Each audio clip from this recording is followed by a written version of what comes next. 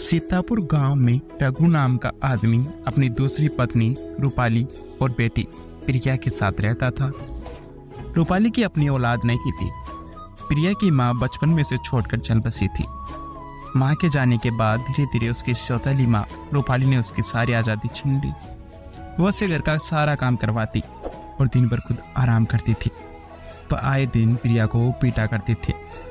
एक दिन, अरे कामचोर, अभी तक बर्तन नहीं मांजे, बस हो गया, जल्दी करो और आकर मेरे पैर दबाओ, आज सुबह से पैरों में बड़ा दर्द हो रहा है।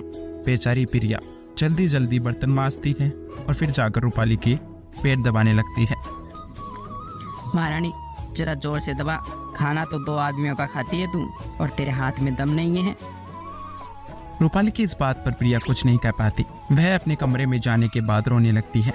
फिर भी वह अपनी माँ को कोसने लगती है कि अगर आज मेरी माँ होती तो वह मुझे ऐसा नहीं करने देती। वह खुद तो चली गई और मुझे छोड़ गई। माँ, मुझे बहुत याद आती है तुम्हारी। माँ, पिताजी तब से बाहर थे, ऐसे में सिर्फ आजकल उसकी सौतेली माँ की जबान को ज्यादा ही चलने लगी है। आज शिकायत करने की बात कह रही है, कल सच में शिकायत कर दी तो उसका जल्दी से जल्दी कुछ करना पड़ेगा। इसी तरह प्रिया के दिन कट रहे थे। एक बार प्रिया के पापा बाहर गए थे। रूपाली की बहन गायत्री भी उसके साथ रहने आ गई थी। बेचारी प्रिया को अब रूपाली के साथ साथ गायत्री का भी सारा काम करना पड़ता था। जूठे बर्तन मांजने पड़ते थे, उसके गंदे कपड़े भी धोने पड़ते थे और मार भी पड़ती थी। सो अलग बात है। क्या बताऊं गायत्री, इस लड़की ने तो मेरी नाक में दम कर दिया। आजकल से इसकी जबान भी ज्यादा चलने लगी है दीदी। इससे पहले कि ये सारे घर पर राज करे, तुम घर की नौकरानी बन जाओ। तुम्हें कुछ करना चाहिए।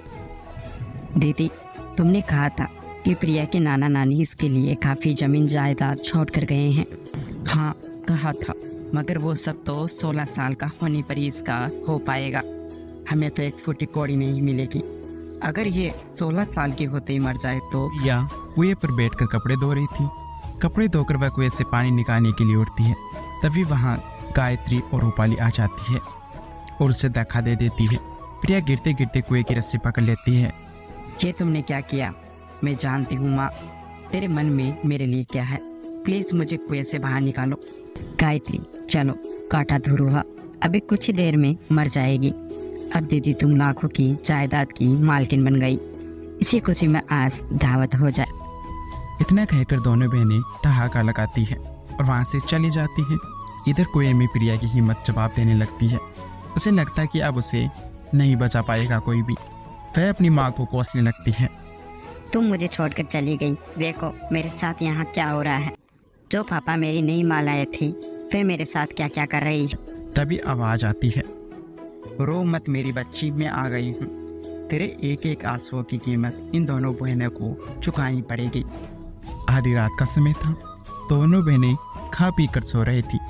तभी जैसे ही किसी अदृश्य व्यक्ति ने उसकी चादर खींच ली, दोनों बहनें चौंक कर उठ जाती हैं, क्योंकि वह कौन है।